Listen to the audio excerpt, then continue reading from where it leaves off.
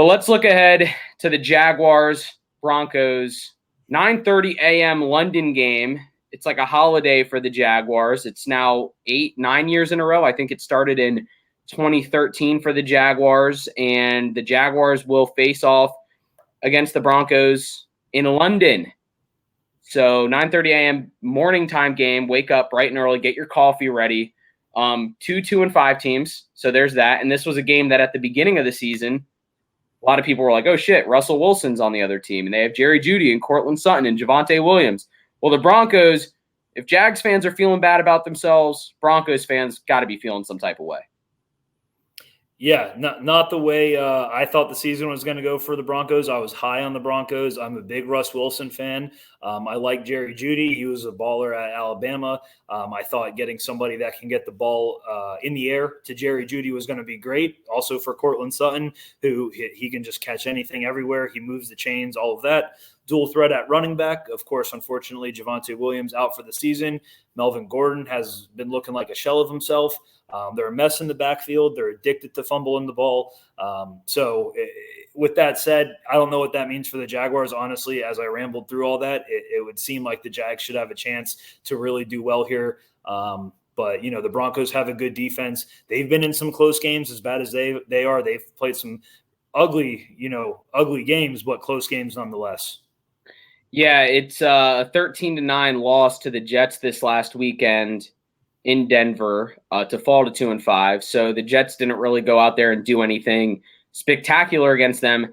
But the Broncos, in my opinion, are a lot like the Giants in that almost all their games do feel like close games. They go out and they beat the 49ers by 1. That was a pretty big surprise. That was one of their wins. They lose to the Jets by 4. They lose a couple games by 3-4 points here and there. And they're just like us now in the sense that one or two plays go the other way, and they're 4-3, 5-2 potentially. But Russell Wilson did not play in that game against the Jets. In your opinion, does Russell Wilson come back this week? He was apparently healthy enough to play, but kind of sounded like the Broncos were using it as an excuse not to play him. Kind of weird stuff going on. Will Russell Wilson be back, and will it even matter for the Broncos? Yeah, I'm not sure what's going on with him. I mean, I didn't see a ton of news about his arm or anything. I think they had a guy, Brett Rippon was his name, that played yesterday that did exactly what Russell Wilson has been doing all year, except he's doing it for a whole hell of a lot cheaper.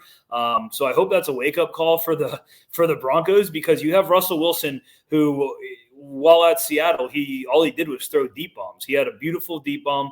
He could get it up in the air, get it under the receivers, and go out there and catch it. He could throw on the run. I'm not too sure what Hackett's doing with the scheme. They need to be letting Russ roll out, throw on the run, and make plays happen.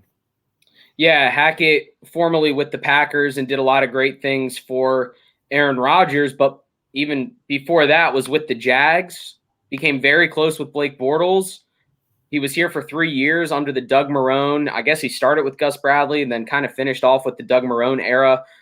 So Jaguars fans are very familiar with the head coach on the other side of the ball. And it seems like every week the NFL world is questioning Nathaniel Hackett's ability to be a head coach. And how did he get this job? And in large part, I feel like it's due to the fact that he had Aaron Rodgers as his quarterback for quite some time. Yeah. That'll help anyone out. That'll make them look good. You got Brian Daboll getting hired after coaching Josh Allen. Those kinds of things happen. So it's great for him to get the opportunity, but there's been, play calling errors, time management problems with him. And now he's playing a familiar opponent in the Jaguars. But Russell Wilson just really has not looked like even a top 25 quarterback this year. No. He's droppable in fantasy by all accounts of the word. No one's going to trade for that guy. And you got Jerry Jeudy and Cortland Sutton, who are, I would say, one of the best duos as far as wide receivers go in the NFL. And now you have UCF legend Latavius Murray leading the charge out of the backfield. So it is kind of fun to watch him get an opportunity to start there. But the Jags open as 3.5-point favorites against the Broncos. The Jags opened as 3-point favorites against the Giants. So I don't know if that's them baiting us into, what don't we know about the Jags, or maybe Vegas knows more.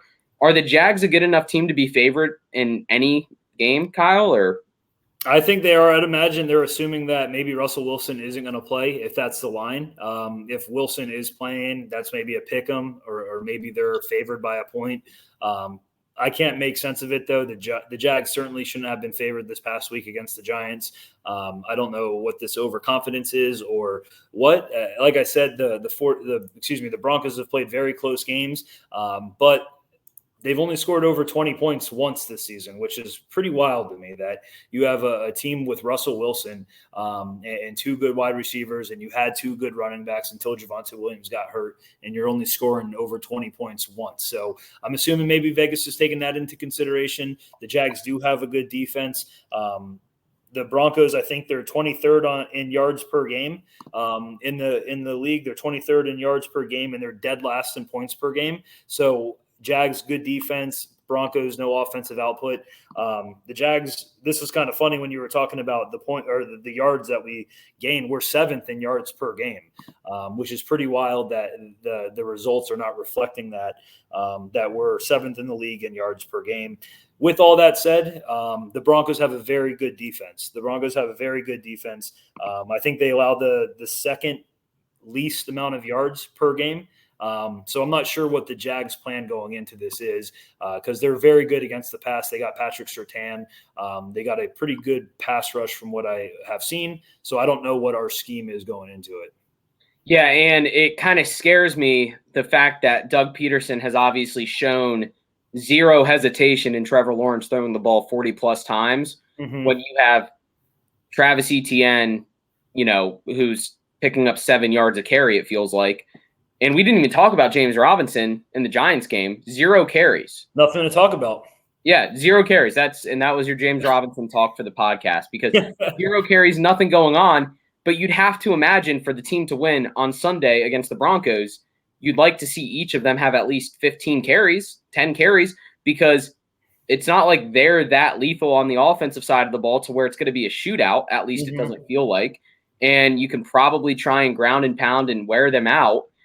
With the two-headed monster of Etienne and Robinson. I don't know if something's going on with J-Rob with his Achilles or what. Yeah, I saw that there was some reports that he had a lower body injury that he's been working through the last couple of weeks, and I guess he just wasn't feeling it this past week. But I certainly agree. I think both of them need to be on the field at the same time. I don't think we necessarily need to have a lead back or anything. I don't think James Robinson fumbles that much. I don't think he would have fumbled that ball that Etienne did. I just think that he's the kind of guy that you want going up the middle, gaining those hard yards, and then Etienne's the guy that can spring it outside and be really good out of the backfield. So I hope he's healthy. I think that is how we win. I also think that we need to go under center a little more with Lawrence and do some better play actions, especially when Robinson's in there and you can get him lined up in the backfield. Do a couple of rollouts with Lawrence because he is a really good runner and he's really good at throwing on the run. So I would like to see more plays like that worked in. Yeah, and part of me wonders if the lack of under center snaps comes from maybe some hesitations with the offensive line, but the offensive line allowed 0 sacks against the Giants, so that's a good sign. But when you start in shotgun, obviously that's more comfortable for a quarterback being able to see the whole defensive line and step up in the pocket, whereas under center, you're taking your drop and you don't know what's happening around you kind of thing. So I wonder if we do start to see that get mixed in. We do need more play action, especially with how efficient Travis Etienne has been on the ground.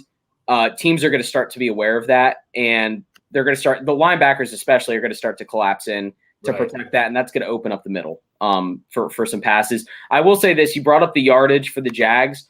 Do you know what the Jaguars' point differential is this season? I don't. It's plus 18. Okay, so we've scored more points. They're 2-5, and they're plus 18 with a 24-point win against the Colts, and then a 28-point win against the Chargers. So that we've only lost close. We haven't won close. We've only won blowouts, but we only lose close. Yeah, all 3 of our wins are by 3 scores or more, or all 2 of our wins are by 3 scores or more, and all 5 of our losses are by 1 score or less, 3 points, 6 points, whatever it is. The Broncos are 2-5, and they are minus 15 in the point differential on the season.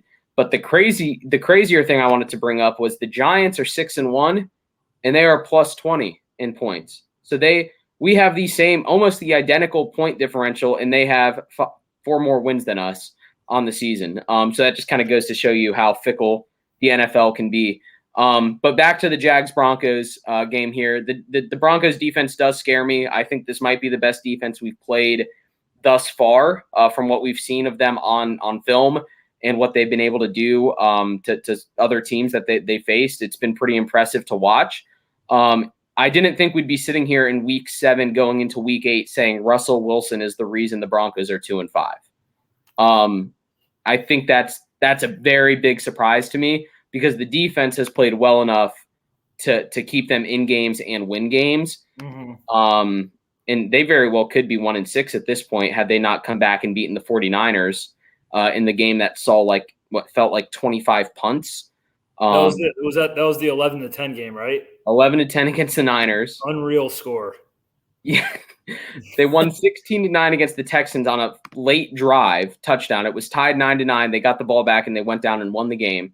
And then against the Niners, they kicked a field goal. So funny enough, they have the identical games as we have as far as wins losses. They would start at 2-1 and then they've lost 4 straight. So something's got to give for these two teams here. Any advantage to the Jaguars playing in London frequently versus the Broncos, or is that just something that's kind of a facade? I really don't know. I think you should have gotten somebody from London town here on the podcast to chat with you about the vibe for the Jags over there. Because you would think, the frequency of them going over there, that would naturally attract, some fans that don't have a dog in the fight normally. So I would imagine, but when you look at when they show those London games, there's just people of all sorts of backgrounds and shapes and sizes and wearing all different types of, they're just throwing on basketball jerseys, really anything that can kind of get close to an NFL, American football team. So I think they're just happy to see American football from the looks of it. I would imagine that if, you had to lean one way or the other, probably a Jags crowd. But, I mean, again, nothing that's going to really move the needle one way or the other. Well, no, and you're spot on there, and I do think a lot of them lean towards – go for it. What were you saying? Oh, I was going to say the only thing as far as the advantage would be the, experience traveling over there. It's a weird – you got to fly over there. You're going ahead in time. You're traveling to the future, and then you got to, figure out your sleep and stuff. The preparation and everything is different. They're out of their normal routine. So in that regard, there's a handful of players that have done this before, coaching staff, whatever. So in that sense, then I think there could be an advantage for doing this every year. And I will say Doug Peterson was the head coach for the Eagles back in 2018 when they traveled to London to play the Jaguars in a game that the Eagles won. I think it was 24-18 or 24-16. So Doug Peterson has been to London to coach an NFL game when he was with the Eagles versus the Jaguars. So now his shoe's on the other foot for him as the Jaguars coach. He's got to get used to London, maybe get a timeshare over there with all the games we play over there. That was the game that sorry to cut you off. That was just a game. I think that the Jags had the ball at the end, and was it Keelan Cole dropped the ball in the end zone? I don't know if it was Keelan or D.D. Westbrook, but it was wide open.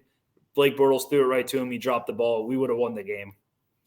I can't even all those games except for the Ravens game that we won 44-7. In the last year's game because of Matthew Wright's game-winning field goal that snapped. I think that snapped a 16-game losing streak. After this, you'll remember when you see the highlight. I think it was Keelan Cole wide open, dropped the ball.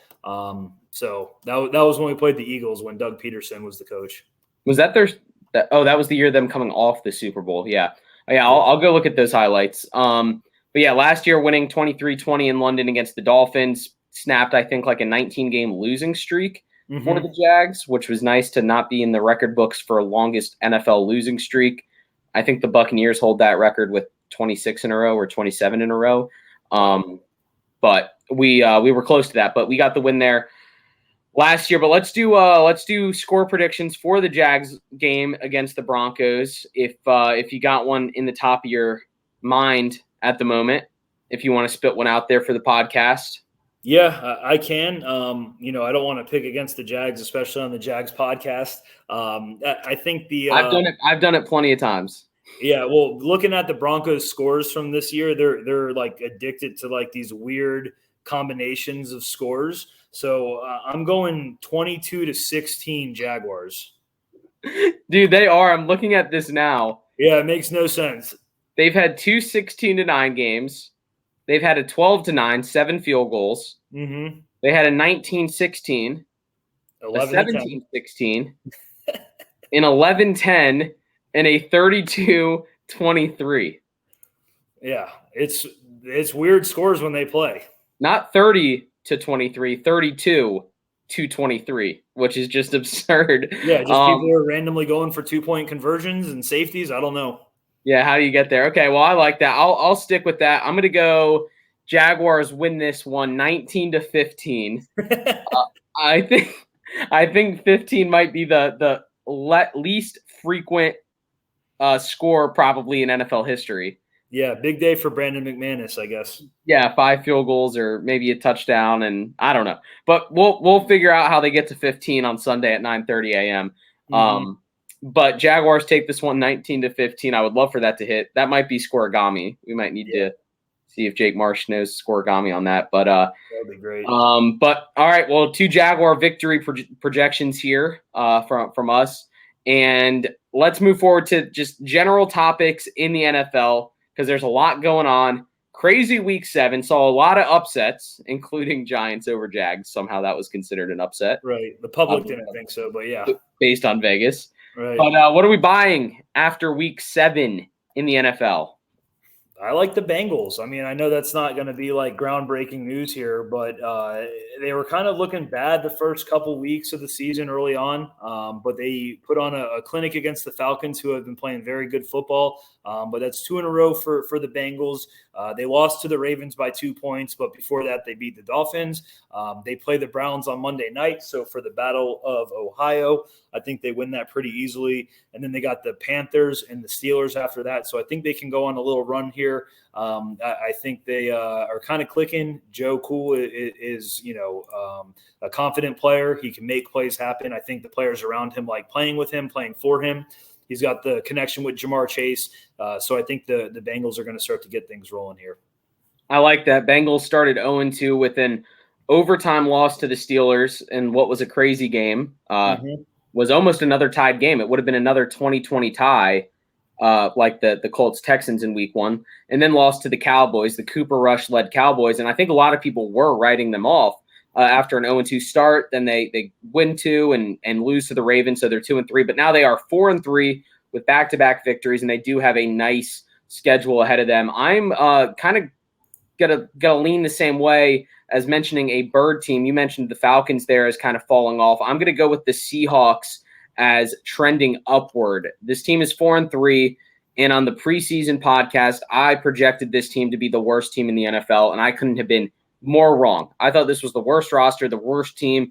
DK Metcalf was the only thing keeping this team afloat. Well, then what happens? They lose Rashad Penny, and they don't miss a beat. They go out and they beat the Chargers 37-23 in what they saw the Chargers get a last, garbage time touchdown. So that game could have been a lot worse than that. But 2 weeks ago, they beat the Cardinals 19-9. They lose a close one to the Saints. They do beat the Lions. But all that being said, I like what I'm seeing from the Seahawks. I don't think they're getting enough love or enough attention because they don't have a lot of superstars around them.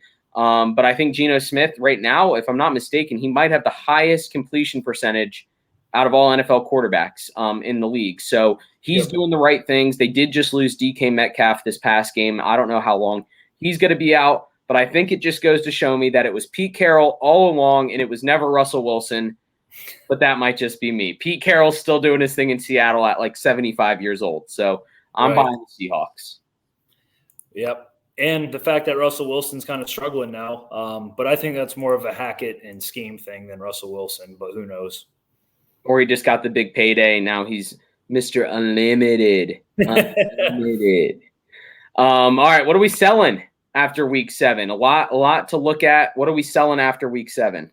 I mean, it's tough because the discrepancy between, there's a couple really good teams and then a bunch in the middle and then a couple really bad teams. And I would say even a team like the Jaguars, who are 2-5, we're not out of it because we play in a bad division. With that said, I think I'm selling the Colts. Matt Ryan, I think, has the better years are behind him, which everybody kind of knows that, but they're not putting up points. They have that weird win against the Chiefs, but they lost to the Titans yesterday. Then they got the Commanders, the Patriots, the Raiders, and the Eagles 4 in a row. Those are all very losable games. The Commanders got some steam building up right now. Revenge game for I don't know if Carson Wentz will be playing. I guess it's Heineke, but I think I'm out on the Colts, and that's good for us, being that we are right behind them. The Titans are the best team in the division. They should win the division. If we can somehow sneak in there and get close to 500, I think we have a chance at the wild card. Yeah, I like that. Sam Ellinger. Yep. Ellinger, yeah, he's coming in, which could be the boost that the Colts need. So I am a little scared. I mean, we saw it this past week with Taylor Heineke coming in, and they beat the Packers. So, it could be the boost that the Colts need. But as a team, they're just not clicking. They have the win against us, of course, the win against the Chiefs, and then I think they tied the Texans, and then I think that's it. Yeah, they're. Oh no, they beat the Broncos. Actually, they beat the Broncos too. They have 3 wins. Yeah, 3-3-1, I believe. 3-3-1. Yeah, that sounds right. I love when like these weird, random first year, rookie, second year quarterbacks, whatever it is, start. Like I just think back to last year with Mike White starting for the Jets, and just how fun it was, because I think he had like a 4 touchdown game, and it's like you never know what that can turn into. For anyone. Oh, just behind me, Trevor Lawrence overthrowing that pass in the end zone to Zay Jones. That could have been a helpful touchdown too. But you have these young quarterbacks come in and they find a spark for two games, and then it's like everyone thinks they're legit, and then they fall off.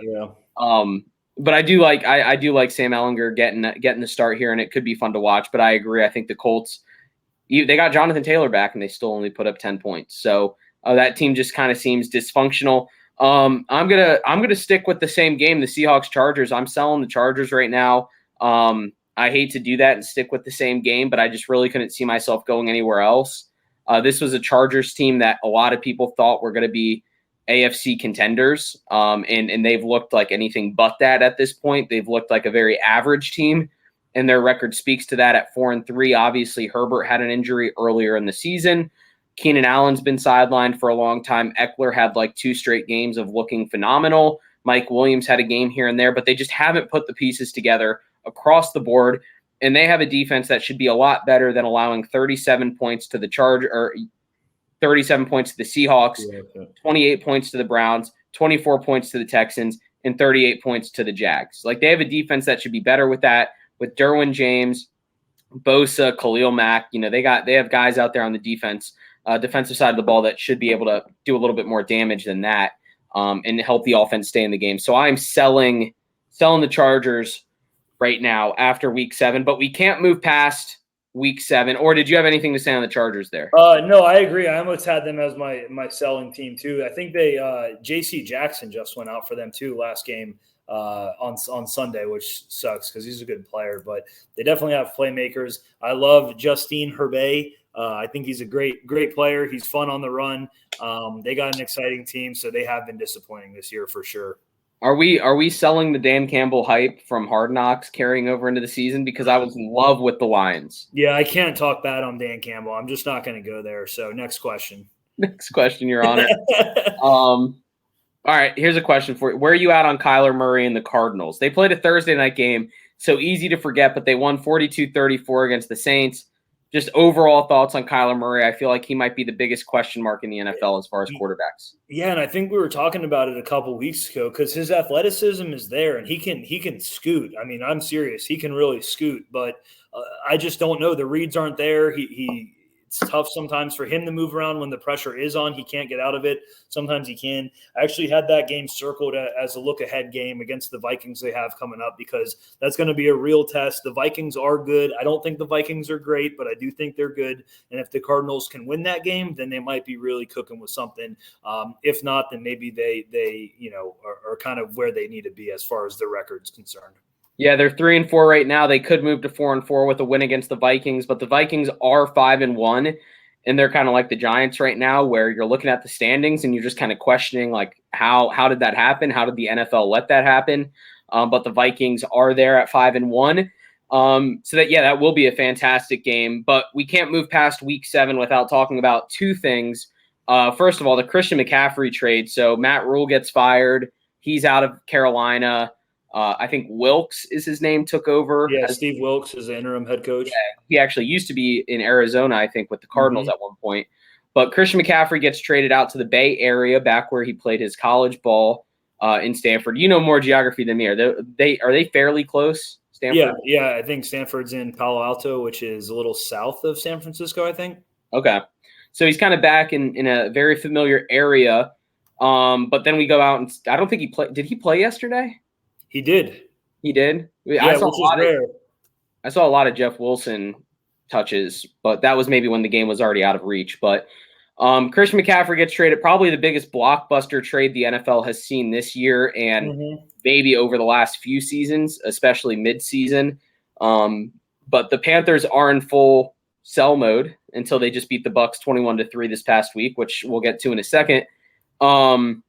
But thoughts on the Christian McCaffrey trade for both teams? 49ers picking him up for, I think, 3 or 4 draft picks in the coming years.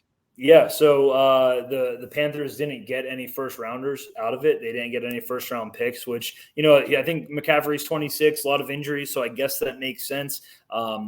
I don't know if he was in a contract year or I think he was going to maybe probably be up at some point. So maybe they decided he was going to want out. So might as well get something for him while they can.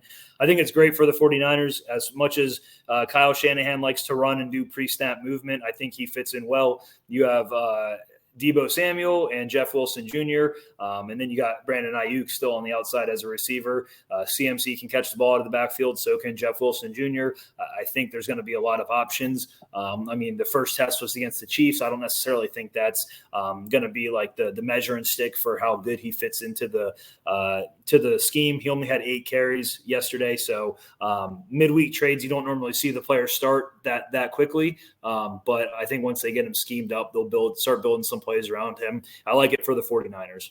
Yeah, I think he fits really well with the 49ers. Him and Deebo Samuel could become a real threat for the NFC and the NFL as a whole.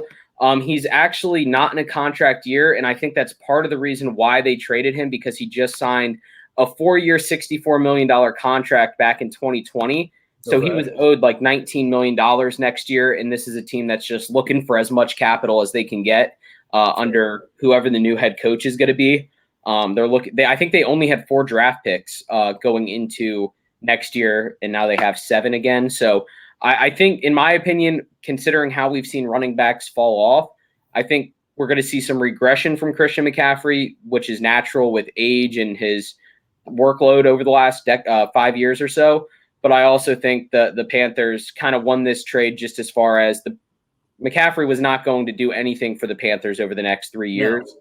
And they were just going to pay him $20 million a year to win them 5 games. So Jaguars had a similar situation back in the day with MJD, where he was just leading the NFL in rushing, and we were winning 6 games a year, and it didn't make a difference. So right, that's fair. Yeah, so I kind of like it for the Panthers, but I think this is a rare occurrence where I feel like very confident that both teams should be happy, because I think he might be that extra piece the 49ers need it. And I know Jimmy G is salivating because now he has an extra dump off partner where he can just one air yard to pick up 30 yards. That's like the Jimmy G special. So we'll see how it plays out there. And then what's going on with the vets? Tom Brady and Aaron Rodgers. What's up with the Bucs and the Packers? Both teams lost yesterday in games that people were like sure they were going to win. Panthers beat the Bucs 21-3. Commanders win 23-21 over the Packers. Like, what's happening with these two wily veterans? I don't know. The Packers are frustrating. I keep thinking every game is going to be the get-right game for them, but now they've lost 3 in a row, the Giants, Jets, and the Commanders, I believe. Look, Devontae Adams isn't there. That was Aaron Rodgers' go-to. And that's not saying that he made Aaron Rodgers better. Aaron Rodgers is a great quarterback. He can throw a great ball. He has great release and all of that. I think him and Devontae Adams just worked so well together. Losing him is almost like losing two players, it seems like, because of the output that he could give a team. So I think the Packers need to start running the ball more. They have two incredible running backs. I think they have young receivers that are still learning, the NFL and the system and everything. They're not like losing games by a lot. They're not getting blown out, really. I mean, yesterday it was a little bit of a stretch to catch up, but I think using A.J. Dillon and help me out here. Aaron Jones. I think they need to use them more. I mean, they're both really good, hard runners. So as far as Brady, I think it's age for Brady. I don't know. I don't know if he's slow. He's just not moving like he used to, and he's not making the passes, I feel like. Again, another person, he has wide receiver weapons. He has Leonard Fournette, who is up and down, but he's always been a good blocking back, so he's got protection. I'm not sure what's going on with the Bucs. Yeah, I would say watching Aaron Rodgers right now is a little bit more justifiable from what I've seen versus what I've seen from Brady, because they had Julio Jones, who I don't think has played in a few weeks, but the Bucs have not lost anyone to the output that Devontae Adams was for the Packers. So to see Aaron Rodgers struggle a little bit, that's kind of even a harsh word to use, but just to see the Packers slow start is a little bit more understandable from the sense that they are looking to replace that much production. But for the Bucs, Mike Evans didn't do him any favors yesterday. I saw he dropped like a clear 60-yard touchdown. But they just don't look the same. They don't, Bruce Arians left, and now they have Todd Bowles calling the plays. I don't know how big of an issue that has been, that transition. Byron Leftwich is still there, obviously, as the offensive coordinator for the Bucs. So I didn't think the departure of Bruce Arians was going to be a big deal. But it's obviously something's up. Something's not right. 2 losses is, kind of like, okay, they're slow, but now it's to the point where you can tell that there's something wrong with the Bucs. My question for you is the NFC South, the NFC North. Which team, the Bucs or the Packers, would you be more likely to put your money on to win the division where things stand right now? The Bucs are in a far worse division. Yeah, I would imagine the Bucs. But the Packers have the Vikings ahead at 5-1. I just don't think I could look at the Falcons, Panthers, or Saints and see them winning that division until it happens. I think the Bucs, with that loss, they're still in first place in the division. I mean, the Panthers are probably not going to win much anymore. The Saints definitely can, and they can make it tough on the Bucs head to head. But yeah, I would definitely say I would put my money on the Bucs, which I do have money on the Bucs. So this is not going as planned so far. But the Vikings, they are well ahead of the Packers as it stands. I think even if the Packers catch them, the Vikings are going to be a shoo-in for the wild card. But that said, is it safe to say that we're a little bit more worried about the Bucs at the moment than the Packers? Oh, yeah, I see what you're saying there. Safer bet to win the division would be the Bucs, but I also think I'm more worried about the Bucs because of what we've seen happening over the last few weeks. Exactly. But yeah, I feel like that's fair. But let's look ahead to Week 8, unless there's any other topics you want to touch on from Week 7 from the NFL world. Are the Jets legit too, or is it New York football? Is it just all the way back? Yeah, I like the Jets. I think they've been really fun to watch. They got Sauce Gardner, who's been a beast. Our boy Quincy Williams, who the Jags drafted, who I really, really like coming out of college. I think Murray State, probably one of the only football players from Murray State in the NFL.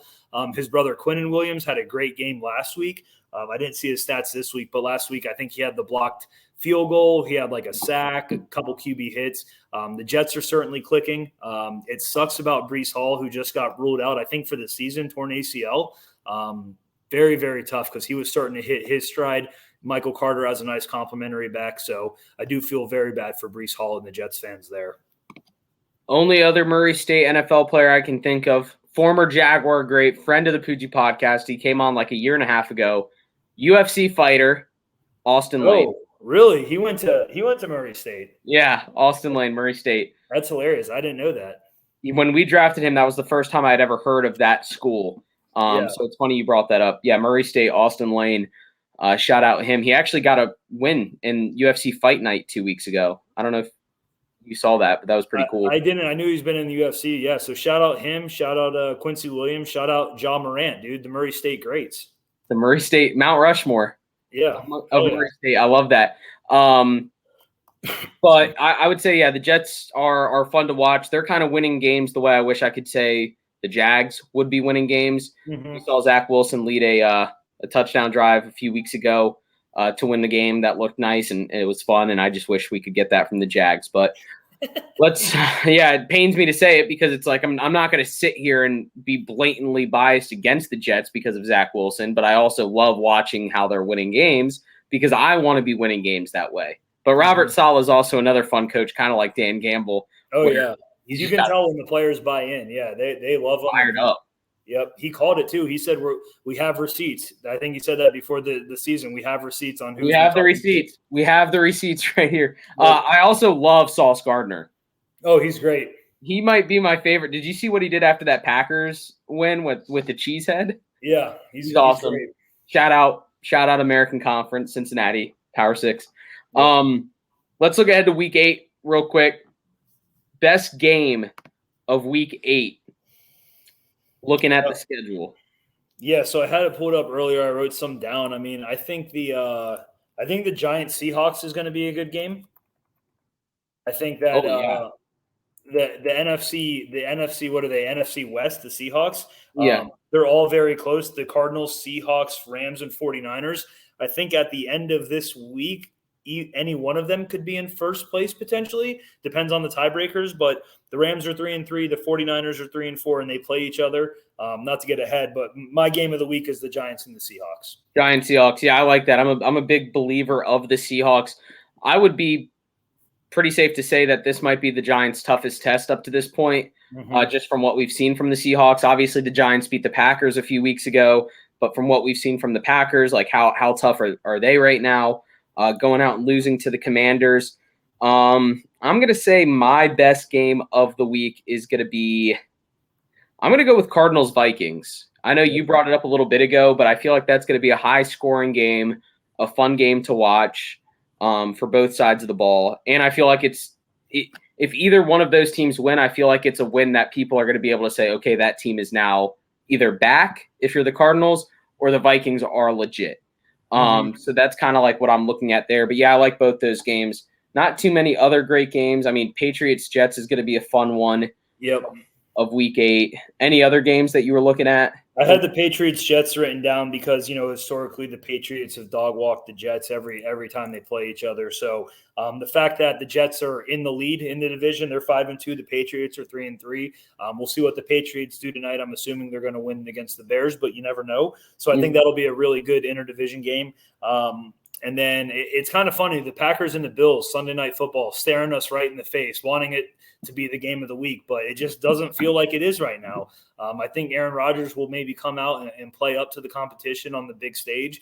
But, I mean, the way the Bills have been rolling right now, they could really just steamroll the Packers at home there. Yeah, the Bills look like a wagon, and doesn't look like anyone's going to stop them anytime soon. But you said exactly what I was thinking, where you see the two logos and you automatically assume that's going to be a great game, but then you watch 6 weeks of a sample size and you say, wow, the Bills are going to run them off the turf, especially in Buffalo on Sunday night. Yeah. And they'll probably close the schools on Monday too for it. That's what Buffalo does. I love it. Speaking of sample size and, kind of saying we should have a beat on teams, the other one I had written down was the Rams 49ers, just because the Rams are second in the division, 49ers are third, Cardinals are fourth, and then again, the Seahawks are in first, all very close. But I don't know what to make of the Rams. It's confusing watching them. They play some really awful football. Even when they win, it's not fun to watch. I'm thinking they can snap out of that. They have a pretty good defense. But I think that Rams 49ers game should be good. It's going to have some implications for that division for sure. Yeah, that will be a fun one. Those divisional games for the NFC West always seem to be competitive. Matt Stafford and the Rams or Russell Wilson and the Broncos, what quarterback regression has surprised you the most? Definitely Russell Wilson. Matt Stafford, when he was with the Lions, he wasn't really a winner. He was a good quarterback. He would put up a lot of numbers. A lot of that had to do with them. I feel like being behind in a lot of games. Of course, he goes to the Rams. He has a phenomenal year. I really enjoyed watching them play last year and everything. Not too surprised that it's been a little slower this year, especially no OBJ. They got some question marks in the backfield. So I'd say Russell Wilson for sure, because I thought him going from Seattle to the Broncos was going to be like the step up that he wanted. Let Russ cook. We're going to let him air it out. Mile high, thinner air. He can throw it even further. Like, that's kind of what I was thinking. Yeah. I thought Jerry Jeudy was going to be catching like 50-yard bombs every game. So can't stress enough how disappointed I am with the Broncos and Russell Wilson. Yeah, that's been disappointing. Both those quarterbacks, we've seen a pretty big drop off this season from last season. But let's get to lock of week 8. Lock of week 8. Obviously, we talked about the Bills Packers. I feel like that might be the overall consensus for the lock of week 8. I mean, at least I would say that's mine. When you say lock, is that against the spread or just straight up? Just straight up, team to win. I'm going to go Cowboys against the Bears on Sunday. Cowboys over the Bears. Yeah, that's a good one too. I think the Bears are just completely dysfunctional. Yep. I think Dak Prescott, first game back this past week, kind of getting his feet wet. Zeke Elliott had 2 touchdowns, which is good to see him getting it. Tony Pollard still moving it, though. I think the Cowboys will beat the Bears pretty handedly. Fair enough. Both those, I think, right now are 10.5-point Oh, wow. spreads. And the Eagles are 11-point favorites over the Steelers. So we have 3 double-digit favorites in week 8, which is not heard of often in the NFL. 10.5-point favorites for the Cowboys and for the Bills. But then let's get to the upset special of week 8. Upset special. Which underdog team do you think is going to win in week 8? The Packers being 10.5-point underdogs is insane to me. So I don't know the spread, so I don't know who's underdogs versus who right now. Well, give me a team and I'll tell you. Yeah, what are the Patriots and the Jets looking at right now? Patriots are 2.5-point favorites. And they haven't even played yet. They play tonight. Yeah, I'm going to go – what about the Seahawks and the Giants? The Seahawks are 3-point favorites. Yeah, I'm going to go against the Giants in that game, or with the Giants against the Seahawks in that game. I think they could pull it out. I like that, the Giants over the Seahawks, and then I'm going to go with the Jets over the Patriots. Yeah, those were the 2 that I was looking at. Yeah, we were just hyping up the Jets, and I think that's Jacob just texted me big trade. I don't know if something happened in the NFL with a big trade, but could have been your fantasy football league. I don't know, maybe. But yeah, Jets over the Patriots. I like that. I think this might be the I don't want to say the Jets, obviously. Jets trading for James Robinson. Really? That's what it says here on Twitter. Let me pull it up.